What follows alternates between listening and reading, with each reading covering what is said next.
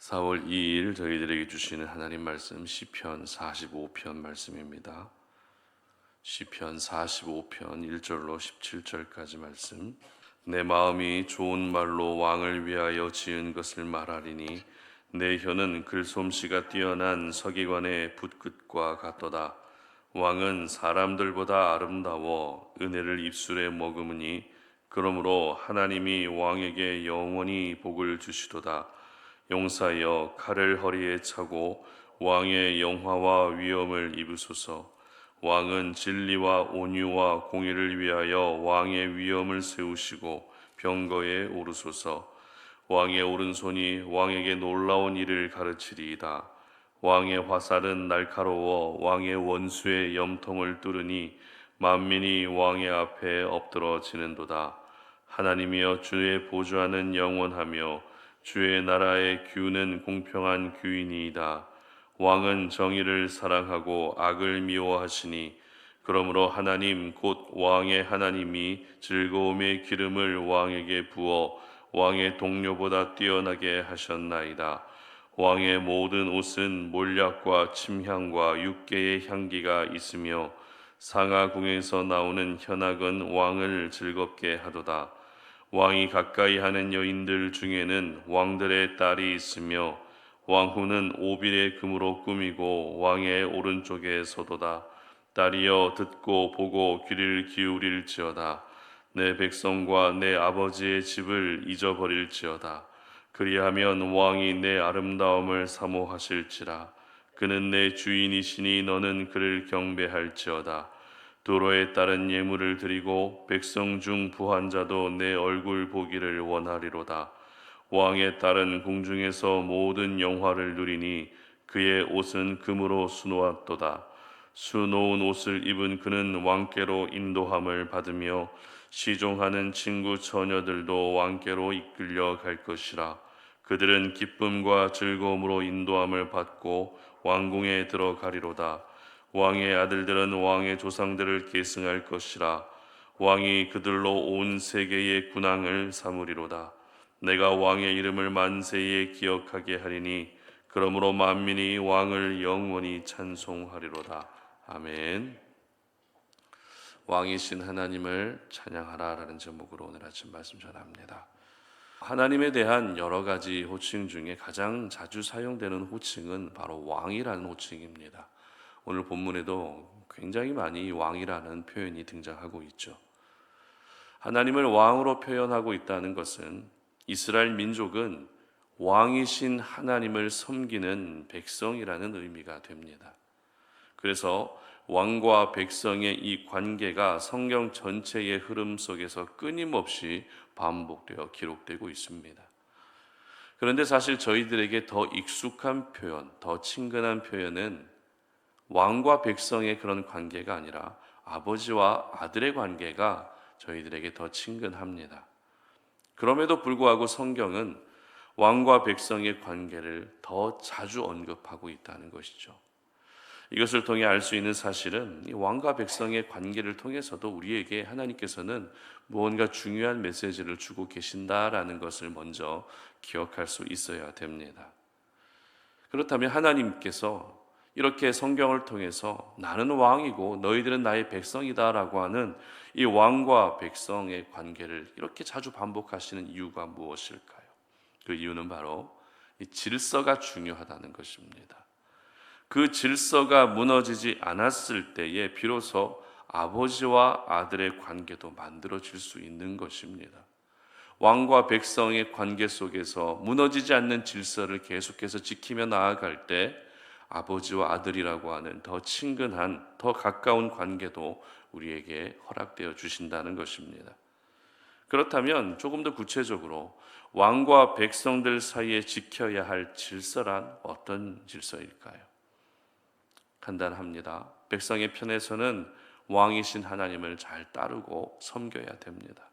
그리고 왕을 왕으로 인정해야 됩니다. 이것이 바로 왕과 백성의 관계에서 반드시 지켜야 할 질서입니다.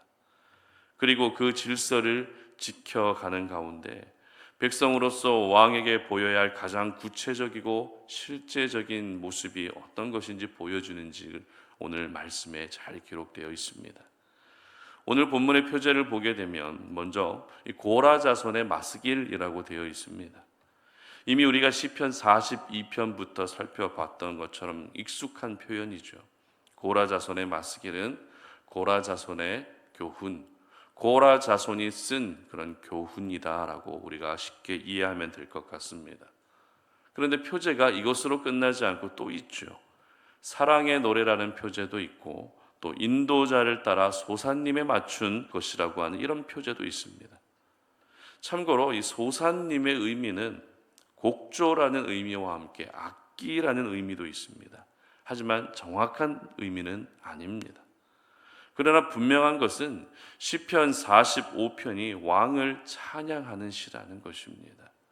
특별히 왕을 찬양하되 시편 45편의 배경은 왕의 결혼식이 배경이 되고 있기 때문에 이 표제에 사랑의 노래라고 되어 있는 것입니다. 그리고 또 한 가지 정확하지 않은 것은 시편 45편에 등장하는 그 왕이 어떤 왕인지 분명치 않다는 것입니다. 그렇기 때문에 이 시편 45편을 이해하는데 우리는 어려움이 생길 수도 있습니다. 그러나 시편 45편은 시편 전체에서 메시아를 예언하는 시, 예수 그리스도를 예언하는 시로 분류되어 있다는 것을 먼저 기억할 수 있었으면 좋겠습니다.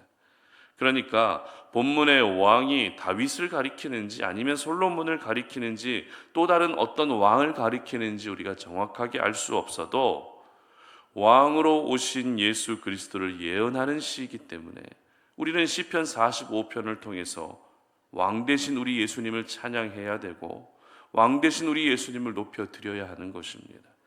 그리고 예수님을 이 땅에 보내신 살아계신 우리 하나님 역시 왕이심을 인정하며 왕 되신 하나님을 찬양할 수 있어야 하는 것입니다.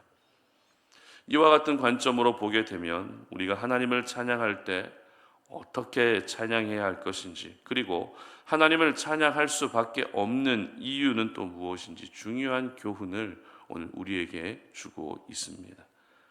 그렇다면 우리는 하나님을 찬양할 때 어떻게 찬양해야 될까요? 먼저 1절 말씀 보시기 바랍니다. 내 마음이 좋은 말로 왕을 위하여 지은 것을 말하리니 내 혀는 글솜씨가 뛰어난 서기관의 붓끝과 같도다. 아멘. 시인은 왕을 찬양하되 찬양이 나오는 자신의 혀를 가리켜서 뛰어난 서기관의 붓끝과 같다라고 하는 비유를 사용합니다. 여러분, 뛰어난 작가는 거침없이 붓을 움직이며 마음에 있는 내용들을 글로 표현합니다. 시인은 이렇게 뛰어난 작가의 모습을 바로 왕이신 하나님을 찬양하는 자신의 모습으로 비유하고 있었던 것입니다. 아무것도 마음에 담겨져 있지 않으면 글로 표현하는 것은 불가능합니다. 마음에 아무것도 담겨져 있지 않으면 노래로 표현하는 것도 불가능합니다. 글로 표현하든 아니면 노래로 표현하든 막힘없이 표현하기 위해서는 그 마음과 생각이 내가 표현하고자 하는 대상으로 가득 채워져 있어야 됩니다. 따라서 오늘 시인이 왕이신 하나님을 찬양할 때 서기관의 붓끝처럼 막힘없이 노래했다는 것은 시인의 마음과 생각이 온전히 하나님으로만 가득 채워져 있었다는 것을 보여주고 있는 것입니다. 그리고 시인의 붓끝으로 표현되는 모든 표현은 아름다운 표현의 집합체입니다. 단어 하나를 선택할 때도 그냥 일반적인 단어를 선택하는 것이 아니라 특별하고 더 아름답고 더 고귀한 그런 단어들을 사용할 수밖에 없습니다. 그래서 표현하고자 하는 대상을 더욱 빛나게 하는 것이죠. 따라서 우리가 하나님을 찬양할 때 될 수 있다면 여러분 가장 아름다운 표현으로 하나님을 찬양할 수 있었으면 좋겠습니다. 그리고 내 생각을 짜내서 겨우 찬양하는 것이 아니라 서기관의 붓끝처럼 막힘없이 하나님을 찬양할 수 있도록 여러분의 마음과 생각이 왕이신 하나님으로 가득 채워질 수 있었으면 좋겠습니다. 우리가 어제도 살펴봤던 것처럼 빛으로 오신 예수 그리스도가 우리의 마음에 채워져 있어야 된다고 말씀드렸습니다. 빛으로 오신 그 예수가 우리 안에 가득 채워져서 충만해져 있어야 되고, 진리 되신 예수 그리스도가 우리 가운데 가득 충만하게 채워져 있어야 된다고 우리는 이미 말씀을 나눴습니다. 마찬가지로 하나님으로 우리의 모든 생각과 마음이 채워져야 막힘없는 서기관의 붓끝처럼 나도 역시 하나님을 그렇게 아름답게 찬양할 수 있게 되는 것입니다. 그렇다면 시인이 왕이신 하나님을 찬양할 때 이렇게까지 찬양했던 이유가 무엇일까요? 17절 말씀 보도록 합니다. 내가 왕의 이름을 만세에 기억하게 하리니 그러므로 만민이 왕을 영원히 찬송하리로다. 아멘. 무슨 말입니까? 왕의 이름을 영원히 기억하기 위해서, 살아계신 하나님을 영원히 기억하기 위해서 이렇게 찬양했다는 것입니다. 시인의 이러한 모습을 보면서 우리가 하나님을 찬양할 때 소극적으로 찬양하거나 영혼 없이 찬양하거나 대충 찬양했던 우리의 모습을 돌아볼 수 있었으면 좋겠습니다. 하나님은 언제나 힘을 다해 올려드리는 찬양을 기뻐하십니다. 하나님은 내 마음과 생각과 정성, 전 인격이 담겨져 있는 그런 찬양을 기뻐하십니다. 그러므로 오늘 하루가 여러분 모두 힘을 다해 하나님을 찬양할 수 있는 그런 날이 될 수 있었으면 좋겠습니다.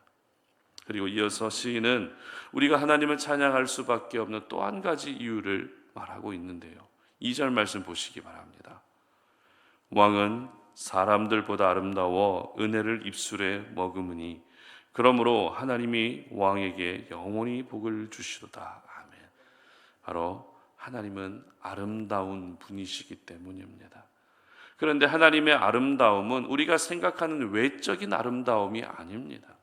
하나님의 아름다움은 하나님의 성품이 아름답다는 것이고, 하나님이 행하시는 그 일하심이 아름답다는 것입니다. 따라서 하나님의 성품 때문에 시험에 들 사람은 단 한 사람도 없습니다.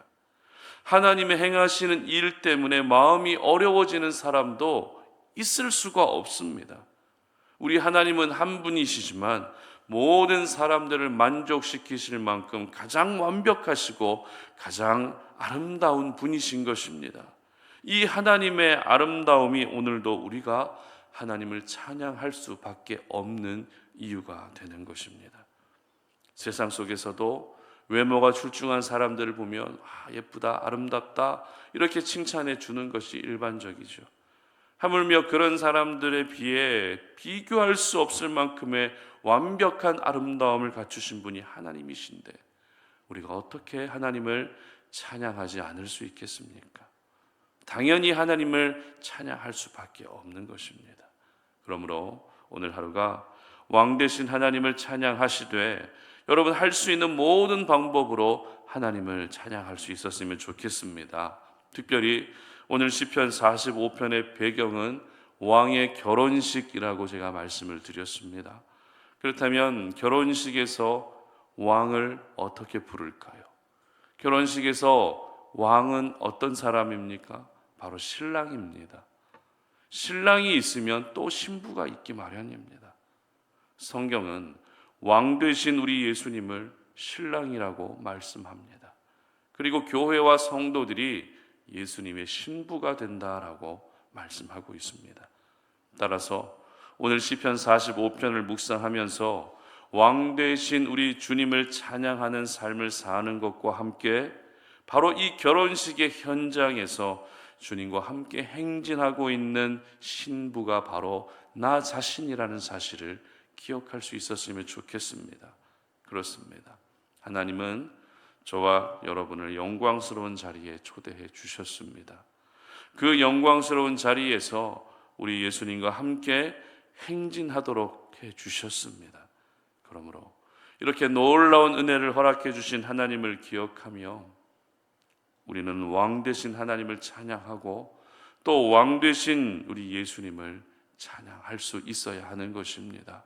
바라기는 오늘 하루 여러분의 모든 삶이 하나님을 찬양하는 삶이 될 뿐만 아니라 더 나아가서 평생의 삶도 역시 내 입에서 끊이지 않고 영원히 하나님을 찬양할 수 있는, 그 하나님을 노래하고 하나님을 높여드릴 수 있는 저와 여러분 되시기를 주님의 이름으로 축복합니다. 기도하겠습니다. 하나님 감사합니다. 오늘도 이 아침에 우리가 주님 앞에 나와 기도하며 하나님의 은혜를 구하고 또 왕 되신 하나님을 찬양하고자 합니다. 하나님은 찬양받기 합당하신 분이십니다. 내가 그 하나님의 이름을 영원히 기억하기 위해서 나의 전 인격을 담아서 하나님을 찬양합니다. 하나님 영광을 받아 주시옵소서. 내 형편과 상황은 너무 힘들고 어렵다 할지라도 그럼에도 불구하고 우리가 마땅히 하나님을 찬양해야 된다는 사실을 잊지 않게 하여 주시어서 오늘 하루 내 입에서 하나님을 찬양하는 소리가 끊이지 않게 하시고 내 혀가 서기관의 붓끝과 같이 거침없이 막힘없이 하나님을 찬양할 수 있는 은혜의 하루가 될 수 있도록 도와주시옵소서. 감사드리며 예수님의 이름으로 기도드립니다. 아멘.